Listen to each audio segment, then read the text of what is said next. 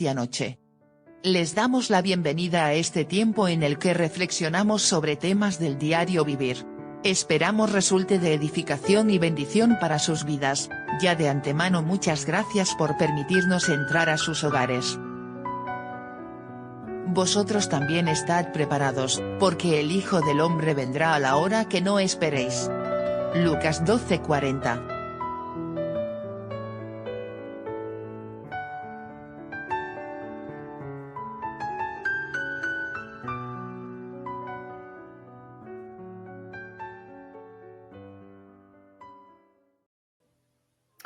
Buenas noches, queridos amigos, queridos hermanos.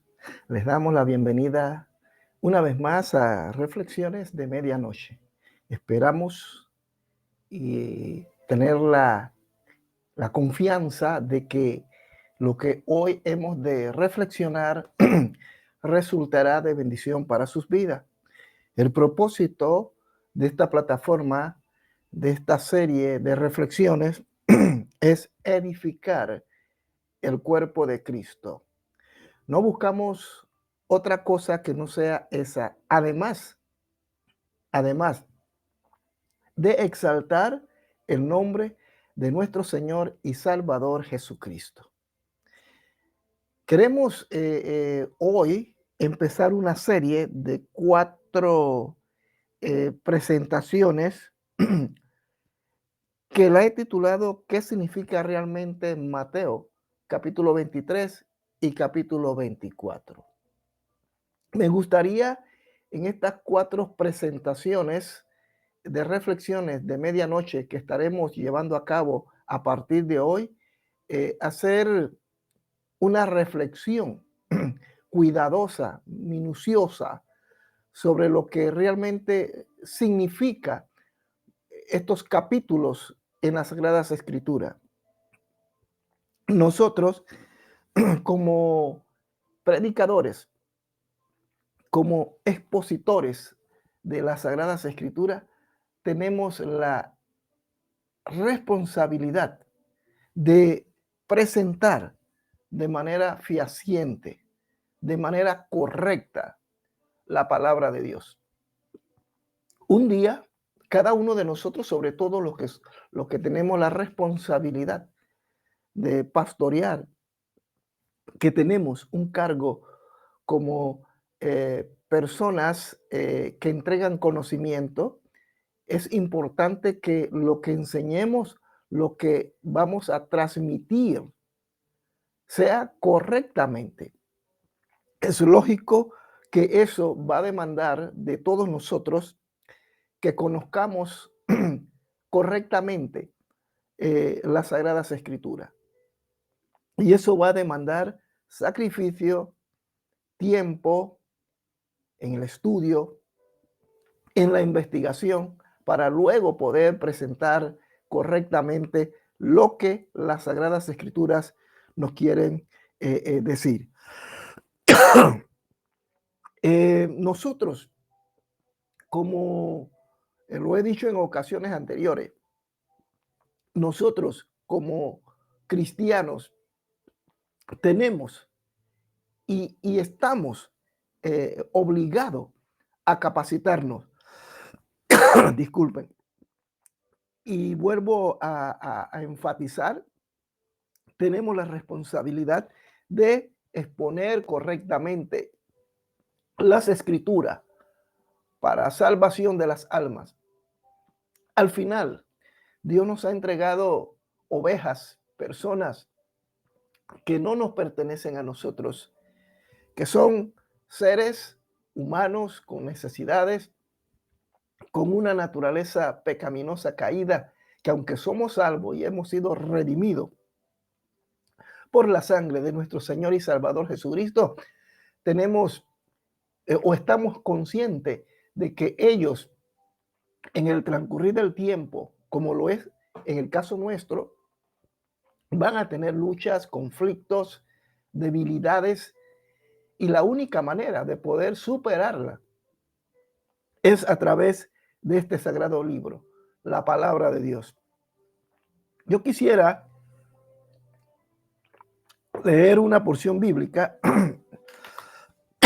que el apóstol Pablo le escribe a su hijo en la fe, a Timoteo, y le dice en 2 de Timoteo 2:15, Pablo le dice a Timoteo: procura con diligencia presentarte a Dios aprobado, como obrero que no tiene de qué avergonzarse, que usa, o sea, traza correctamente bien la palabra de verdad.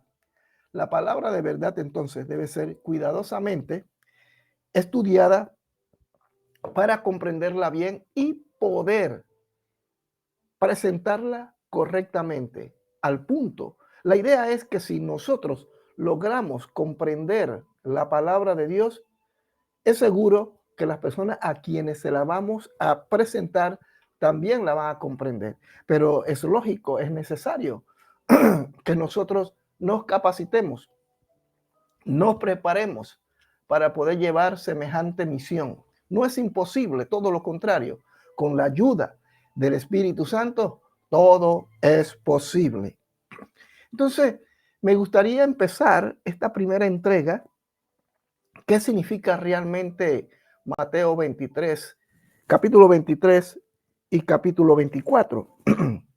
Hay mucha tendencia de parte de nosotros los cristianos de dejarnos llevar por lo que la gente nos dice, por lo que nuestros líderes nos indican, y de alguna manera debe de ser así.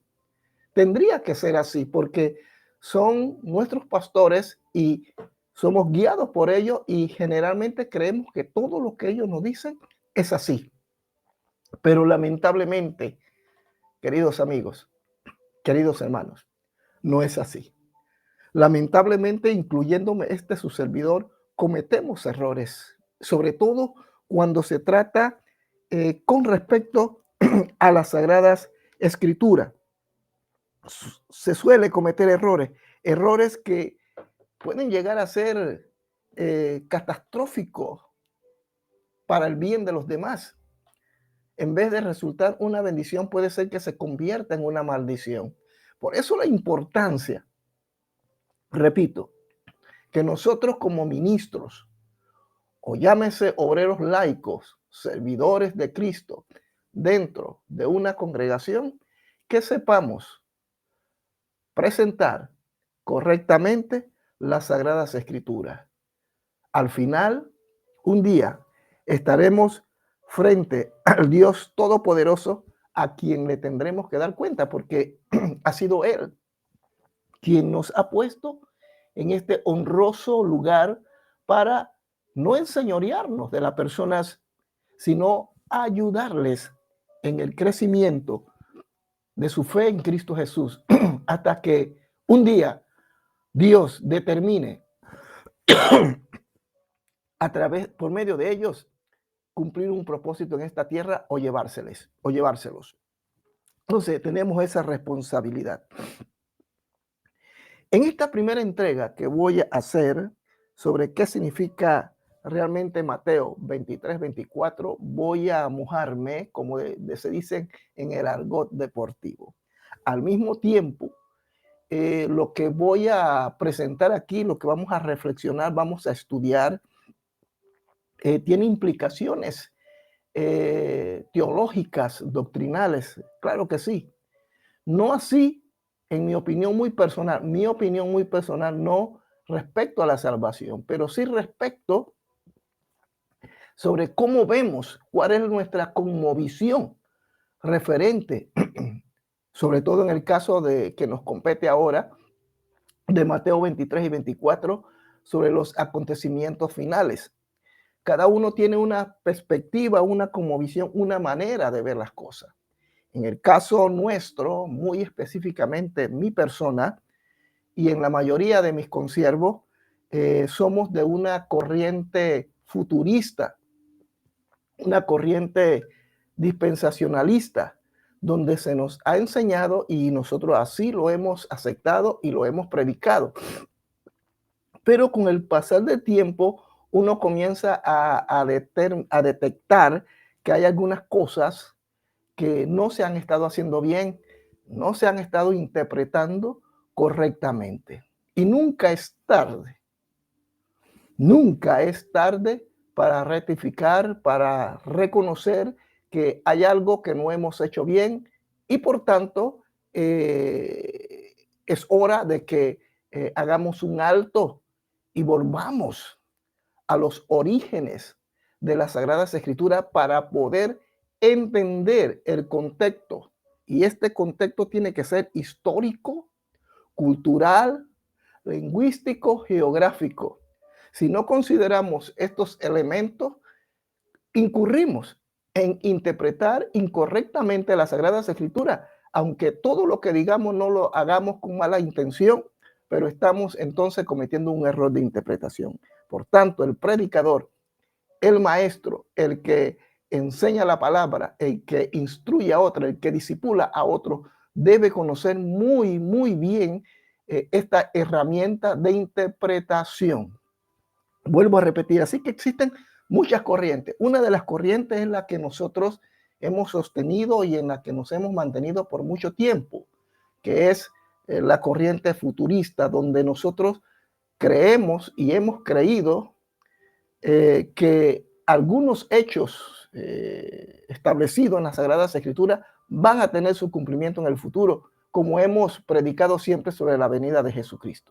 Pero hoy nos vamos a dar cuenta que no siempre las cosas son como nos las han dicho. Por eso yo comentaba con un pastor, con un amigo aquí en Bruselas, y hablábamos sobre este tema. Y claro, hablar este tipo de temas es caminar sobre un terreno minado, porque puede ser que te señalen como aberrante, como una persona que está errando las Sagradas Escrituras, hasta te pueden decir que eres un falso predicador. Pero yo, en mi opinión muy personal, el hecho de que una persona presente a través de la palabra de Dios algunas posturas no es malo. Todo lo contrario, es bueno. Y no debemos temer que alguien que tiene un conocimiento quizás mucho más avanzado que nuestro, o quizás no tanto, pero que mira las cosas desde otras perspectivas en función a lo que Dios le está revelando, nosotros lo tengamos en cuenta y lo sopesemos.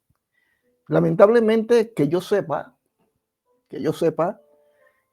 cuando yo estudiaba en el seminario bíblico, muchas de las cosas que hoy me estoy enterando no la aprendí allí, no la aprendí allí. La aprendí por medio de información que me había llegado a través de libros que he tenido que leer y también a través, contactándolo a través de la palabra de Dios, me he dado cuenta que hemos cometido algunos errores que debemos corregir y yo estoy en la disponibilidad de hacerlo. Además, si yo no hablo esto, si yo no les planteo esto, como lo estoy haciendo en esta ocasión, no sería responsable.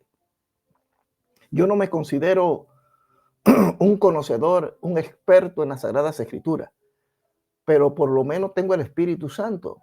Y el Espíritu Santo muchas veces nos indica algunas cosas, pero por la presión, por la premura o por tener un conocimiento que se nos ha entregado por muchos años, no nos atrevemos a abrir nuestros labios y decir, yo pienso que esto no está bien, pienso que esto es lo que dice la Biblia. Entonces nos abstenemos y evitamos hacer algún comentario. En mi caso, yo me estoy animando a hacerlo porque es mi responsabilidad, porque un día estaré delante de Dios y tendré que dar cuenta. Si estoy equivocado, hombre, cualquiera tiene el derecho de hacérmelo saber. Después de este video, posteriormente, usted puede hacer un comentario, hágalo. Si me quiere llamar, me quiere escribir, allí mismo en el video va a encontrar todas las indicaciones para que se ponga en contacto conmigo. Pero no está de más decir que no hay nada de malo. Yo no le veo nada de malo en principio. Creo que es algo saludable, donde exista un sobrepeso, perdón, un contrapeso, donde yo tengo una manera, una óptica de ver las cosas, pero puede ser que otro también tenga otra óptica. Entonces vamos a escuchar al otro. Si el otro está equivocado, bien se lo decimos, pero por lo menos lo escuchamos, o puede ser que seamos nosotros los que estemos equivocados. Entonces nosotros, los predicadores futuristas, los que hemos predicado por muchos años sobre los acontecimientos escatológicos, creo que hemos errado en algunas cosas que durante estas entregas voy a tratar de aclarar en base a lo que dice las Sagradas Escrituras respecto a Mateo 23 y 24. Y también el libro de Revelaciones, Apocalipsis. Realmente el libro de Apocalipsis contiene el desarrollo de lo que en Mateo capítulo 23 y capítulo 24 Jesucristo magistralmente presenta. Pero vámonos con calma, así que no vamos a tocar toda la temática. Vamos a abordar hoy sobre la condición de una nación. Tenemos que remontarnos a la nación judía para poder entender este pasaje bíblico de Mateo capítulo 23 y capítulo 24, inclusive el libro de Revelaciones, Apocalipsis. Tenemos que ahondar, profundizar, mojarnos, no hasta los tobillos, sino meternos al fondo y buscar el significado de las Sagradas Escrituras. No solamente en el caso de Mateo 23 y 24, al que estamos en este momento desarrollando, sino otros pasajes bíblicos de las Sagradas Escrituras, sean en el Antiguo Testamento, Nuevo Testamento, en las epístolas, en las cartas del apóstol Pablo. Cada pasaje bíblico, cada escritura, no podemos tomarla a la ligera. Tenemos que considerar, repito, muchas cosas, muchos elementos, como el contexto histórico, el contexto geográfico y una serie de elementos que a medida como nosotros vamos ahondando en ello, va arrojando luz y vamos comprendiendo por qué el apóstol, por qué los evangelios o los evangelistas dijeron aquellas cosas. Pero cuando una persona no le dedica tiempo al estudio de las Sagradas Escrituras y no lo hace de la manera correcta, va a cometer errores de interpretación, va a cometer errores garrafales que pueden quizás no llevarlo a la perdición, pero sí pueden llevar al error doctrinal a muchas personas que luego sí, claro que sí, pueden llevarlo a que las personas hagan cosas que no se ajustan a las Sagradas Escrituras. Entonces, en el capítulo 23, el título que aparece aquí, recuerde, no es inspiración. Los copistas, los que escribieron el Sagrado Libro, ellos para dividir los textos en el tiempo del canon, establecieron dividirlo y pusieron título. Eso no está inspirado. Lo posterior, los versos, eso sí, tenemos que darle la importancia.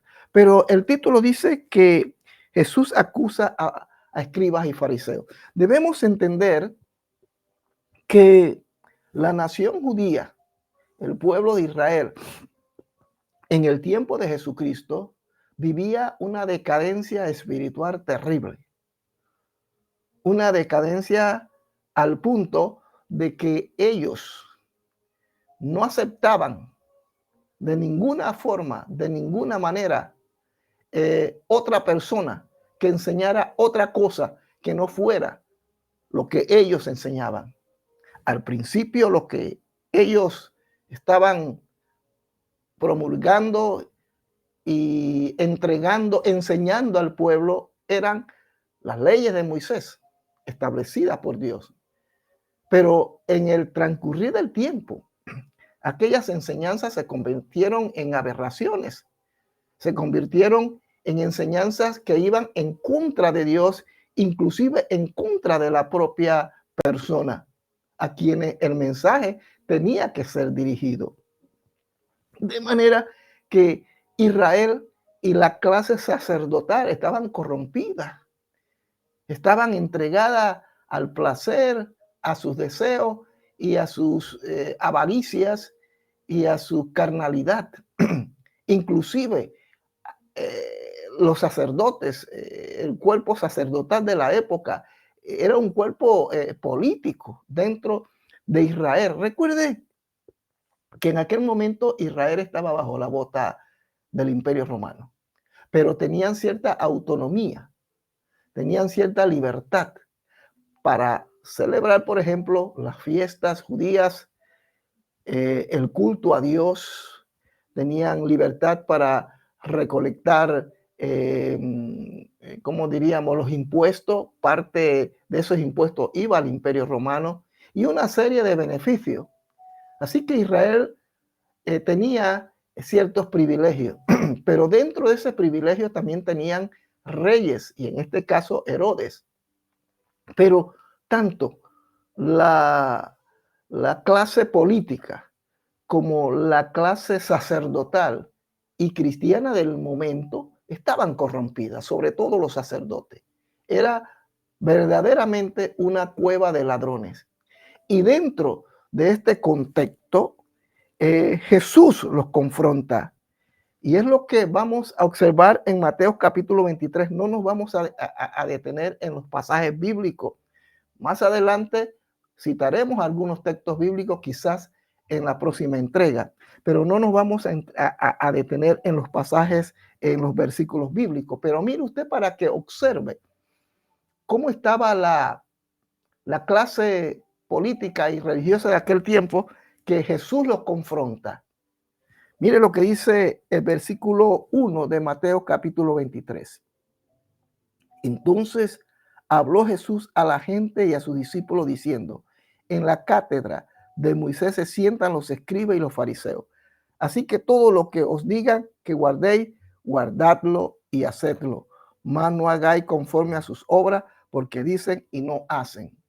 Es lo mismo que hoy existe en nuestros días, donde los políticos dicen cosas, pero no la viven, no lo hacen.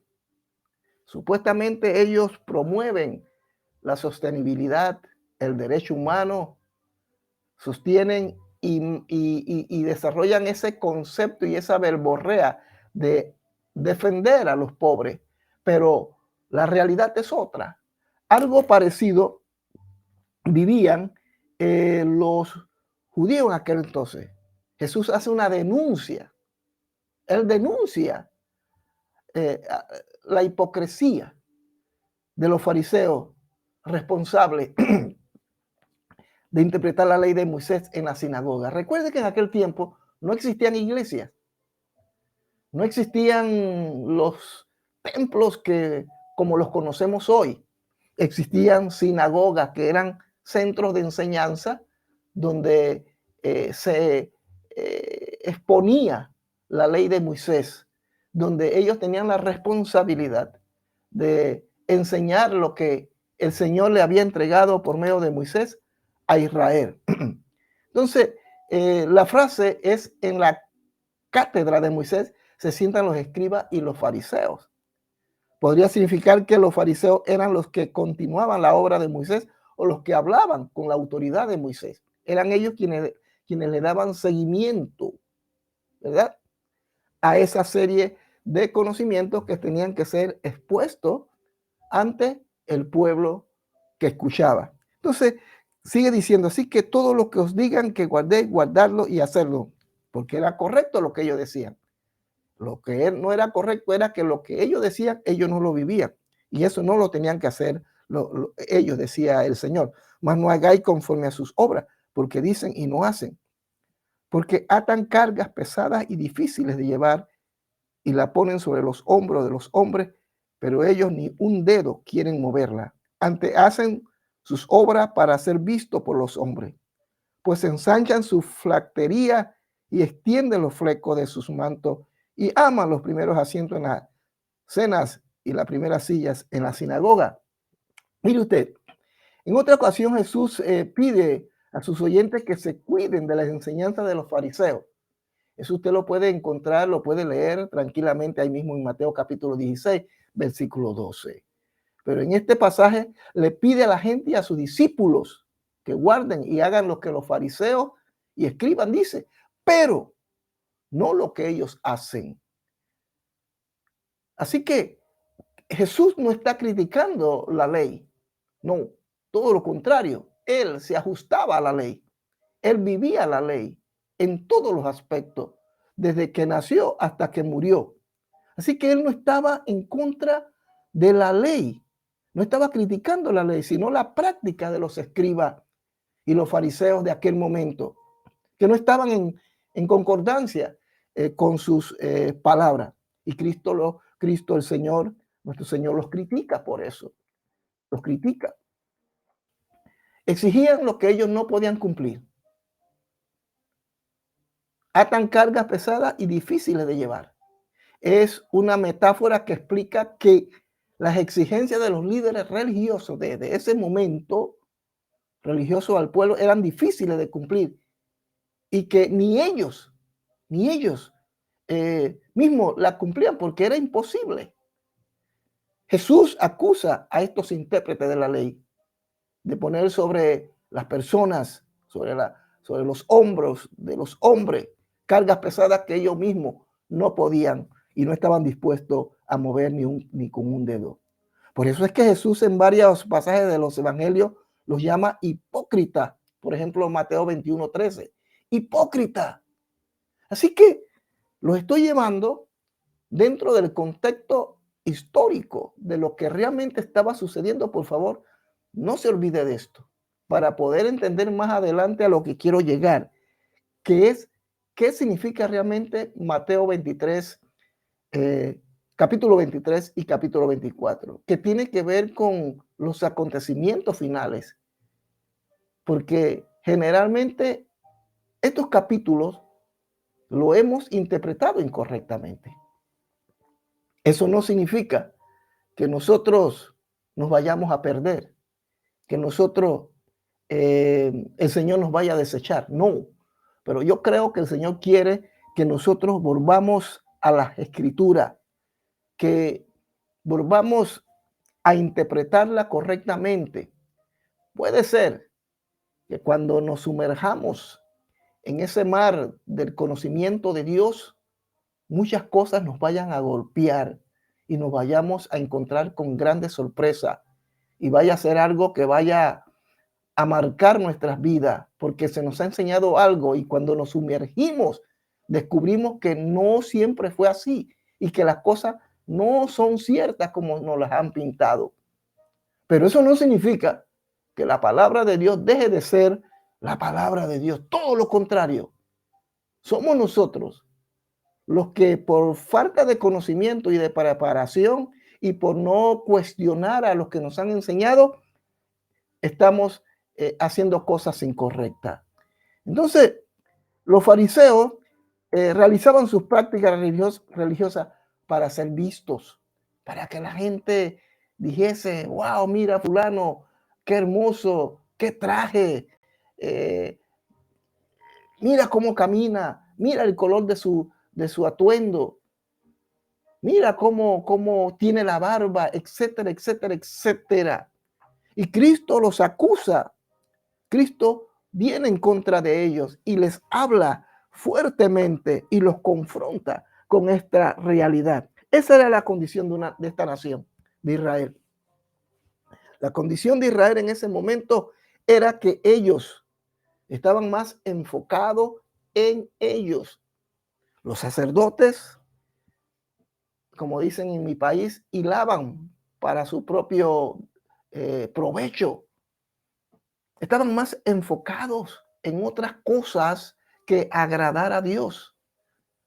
Y el pueblo, mientras tanto, estaba pereciendo de conocimiento.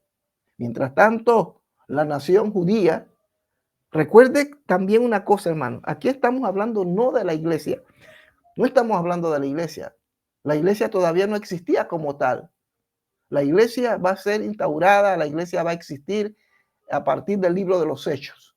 Y aunque Jesucristo dice en uno de los evangelios, yo edificaré mi iglesia y las puertas del infierno no van a prevalecer contra ella.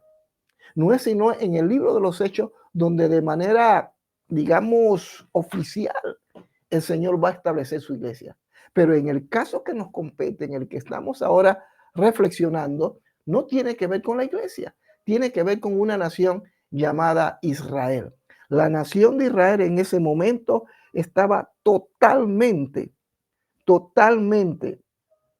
envuelta en asuntos políticos, en revueltas, los celotes, movimientos guerrilleros que querían liberarse de la bota romana, donde los sacerdotes, por otra parte, en vez de ofrecerle pan del cielo y enseñarle correctamente la ley de Moisés, las Sagradas Escrituras, estaban en otras cosas.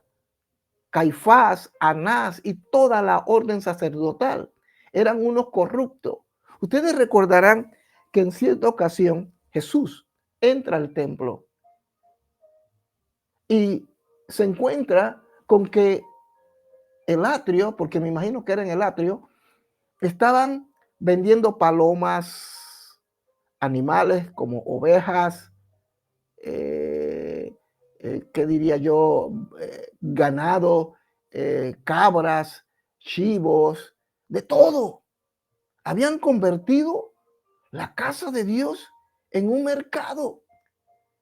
Y nosotros generalmente leemos este texto bíblico así de largo. Bueno, sí, fue un hecho que sucedió como si fuera algo aislado. No, no, no, no. La palabra de Dios, cada hecho que usted va a encontrar en las Sagradas Escrituras, no es un hecho ni un caso aislado. Todo encaja perfectamente en lo que luego, más adelante vamos a hablar, va a suceder. Y Cristo se enoja porque habían convertido la casa de Dios en un mercado. El Señor dice, el celo de tu casa me consume. Y dice que les entró a latigazos y volcó todo lo que la gente tenía. Esa era la condición de Israel. Esa era la condición del pueblo judío en ese momento. Se supone que el pueblo judío en ese momento es la única opción para la humanidad. Ellos son los que tienen el mensaje de salvación. Ellos son los portadores de las buenas nuevas. Dios los había escogido. Y eso se había dado desde la antigüedad, miles de años atrás, cuando Dios escoge a un hombre llamado Abraham. Y quiero aquí aclarar que Dios no escogió a una nación. No, Dios escogió a un hombre y de ese hombre sacó una nación. Y a través de esa nación, Dios quería traer redención, redimir a la raza humana, a la humanidad. Pero lamentablemente Israel no lo entendió así. De hecho, en el pasado, antes de estos hechos que estoy mencionando, en el pasado, Israel se había rebelado contra Dios. De hecho, ya ellos venían con la simiente del mal en su ser. Salieron de Egipto, Dios los libera, los saca con mano poderosa, les entrega mandamientos, leyes, para que por medio de ellos, por medio de esas leyes y de esos mandamientos, ellos puedan regirse, puedan conducirse y puedan lograr el propósito que Dios tiene para con la humanidad. Pero lamentablemente no sucedió así, todo lo contrario, se rebelaron contra Dios, se rebelaron contra Dios. Quisieron reyes como los demás reinos. Dios le dio un rey. Y mire todo lo que sucedió, al punto que Israel se dividió en dos reinos, el reino del norte y el reino del sur. Y al final fueron cautivos, fueron llevados por 70 años a Babilonia, mientras que la otra parte del reino del norte fue prácticamente totalmente eliminada, fue anulada, fue asimilada por los asirios. Pero el resto de la tribu del sur son los que llegan a sobrevivir. Y son estos personajes que estoy mencionando ahora descendientes de ellos. Pero ahora, en vez de ser lo que Dios demanda, son otra cosa. Y Cristo los confronta. Y Cristo les dice en varios pasajes bíblicos, sepulcros blanqueados. Vamos a ver si encontramos aquí mismo en el capítulo 23 otra referencia a lo que les estoy hablando.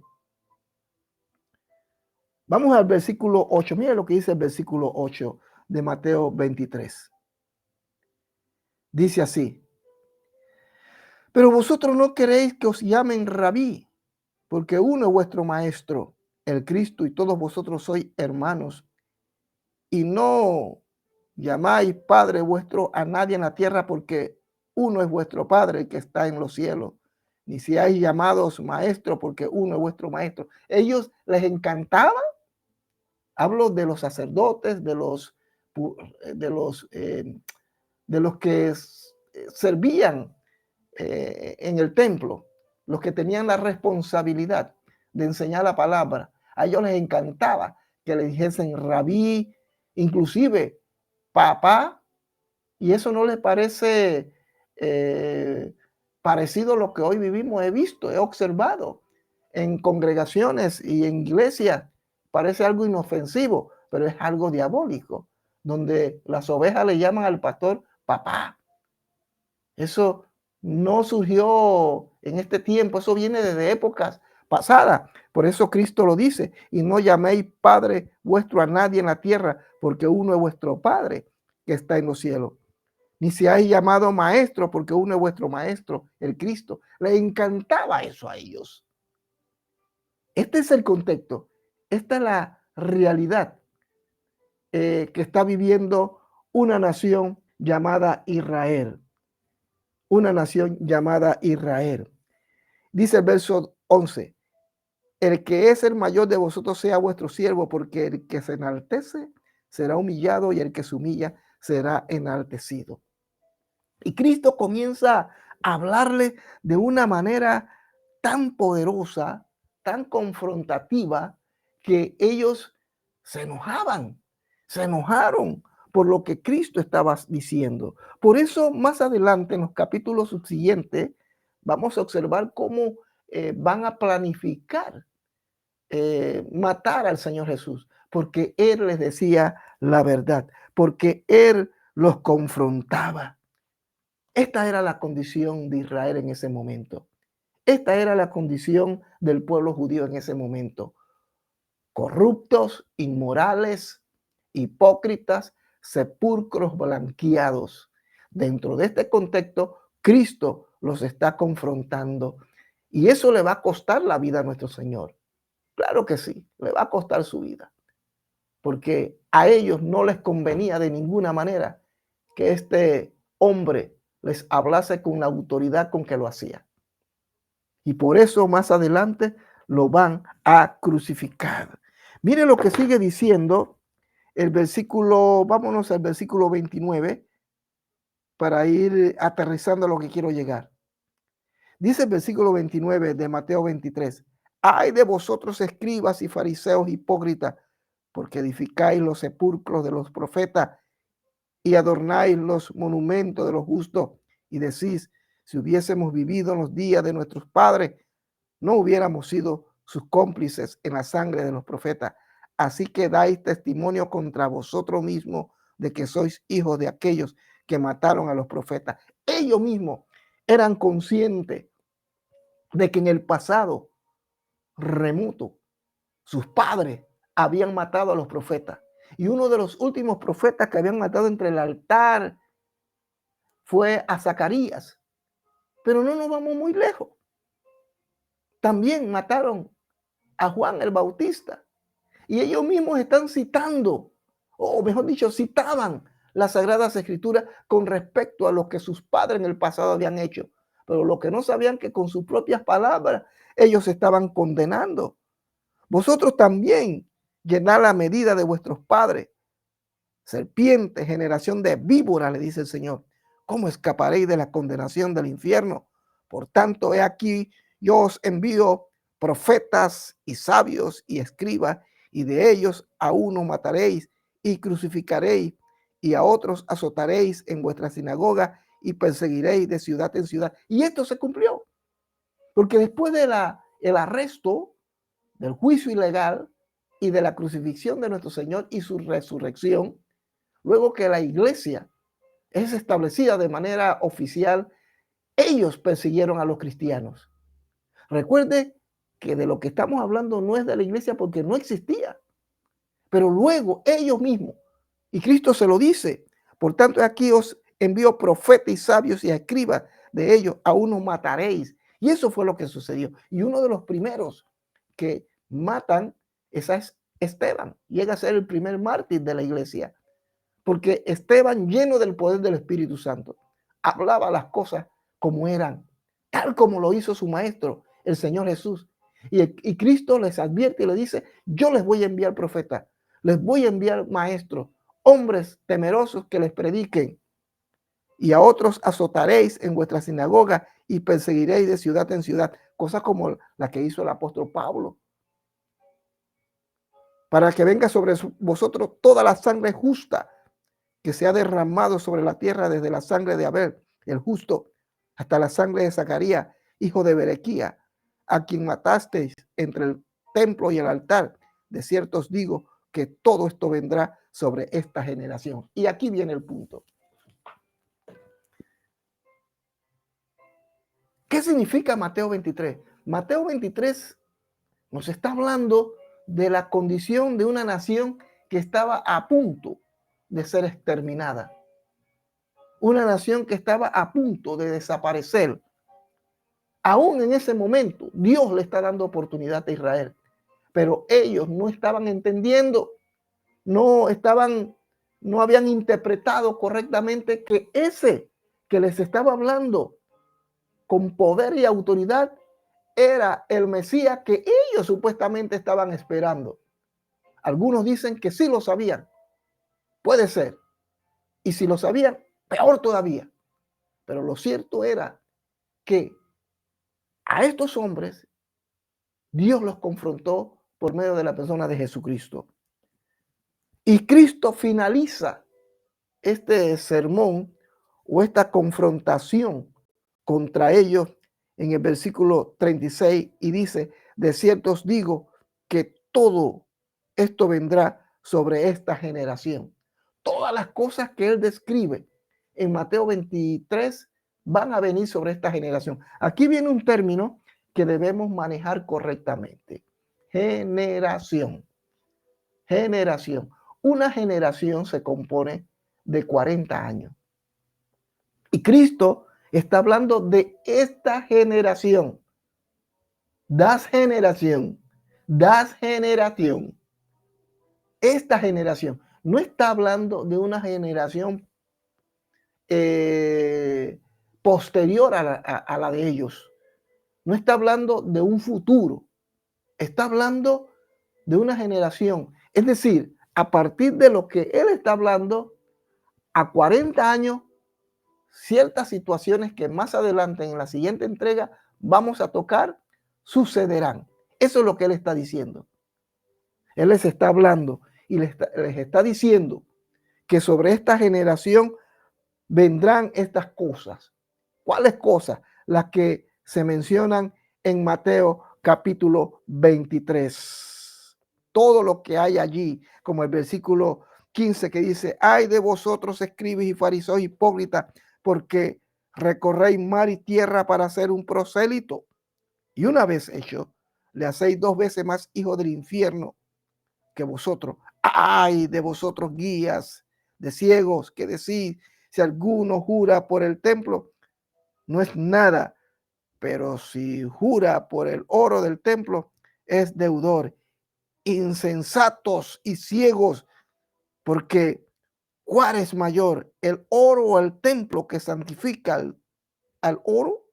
También decir, si alguno jura por el altar, no es nada, pero si alguno jura por la ofrenda que está sobre el altar, es deudor. Necios y ciegos, porque ¿cuál es mayor, la ofrenda o el altar que santifica la ofrenda? Pues el que jura por el altar, jura por él y por todo lo que está sobre él. Y el que jura por el templo, jura por él y por el que lo habita. Y así el Señor comienza a confrontarlos y a decirles cosas que van a suceder más adelante. Y eso lo estaremos tocando en la próxima entrega. Pero a lo que quería llegar, y con esto quiero ir concluyendo, la condición de Israel en ese momento era paupérrima. La condición del pueblo judío, tanto los líderes religiosos como políticos y por ende la misma nación, el mismo pueblo estaba corrompido. Había tanta maldad en ese momento. Ahora usted puede entender el contexto por qué crucifican a Cristo. Porque esos mismos que le habían dicho, Hosana, Hosana, bendito el que viene en el nombre del Señor, eran lo mismo que semanas después le iban a crucificar.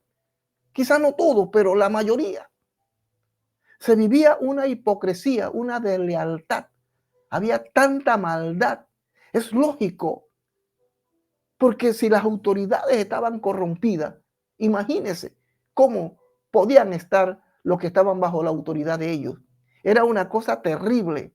Por ejemplo, Herodes estaba podrido de maldad. Convivía con la mujer de su hermano.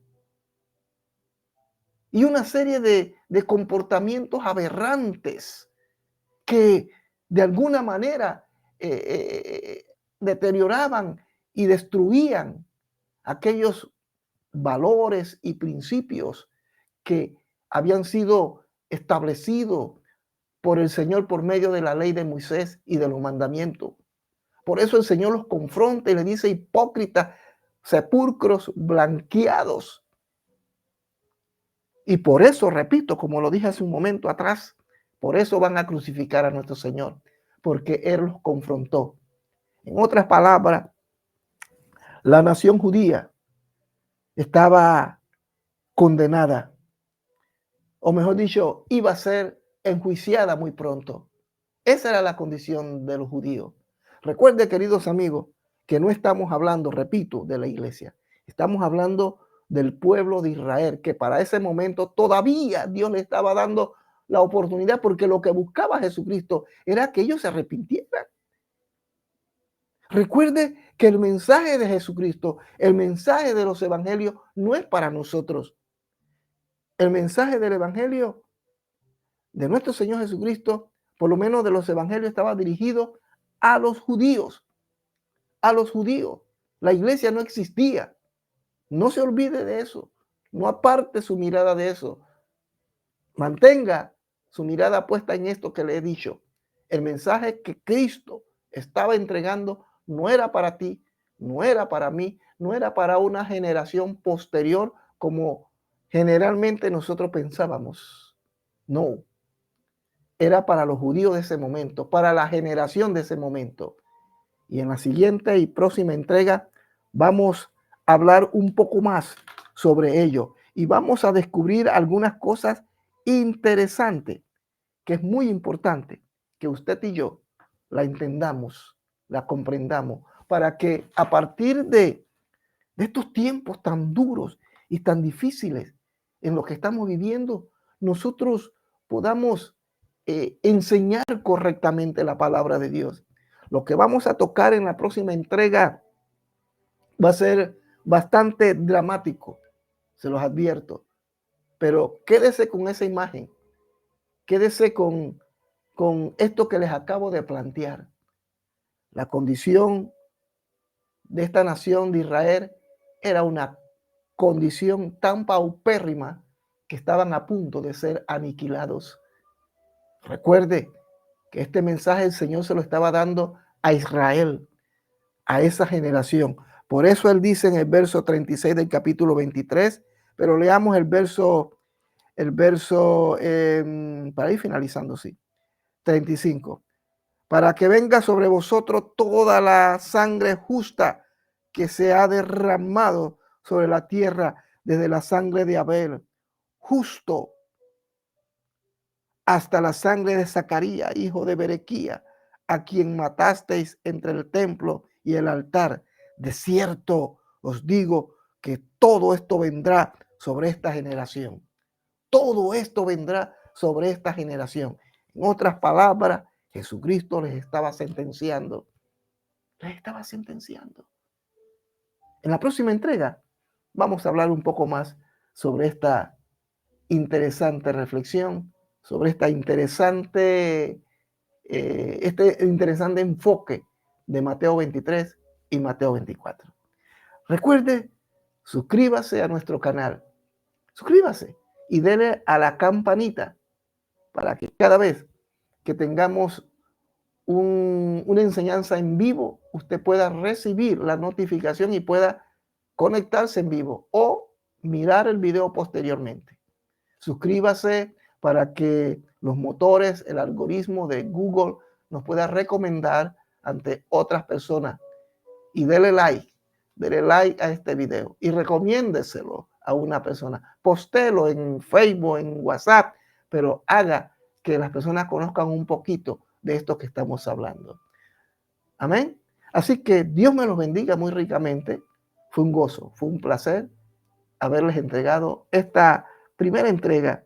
¿Qué significa Mateo capítulo 23 y capítulo 24? Será hasta una próxima ocasión. Saludos y bendiciones desde la ciudad de Bruselas, Bélgica. Bendiciones, amigos.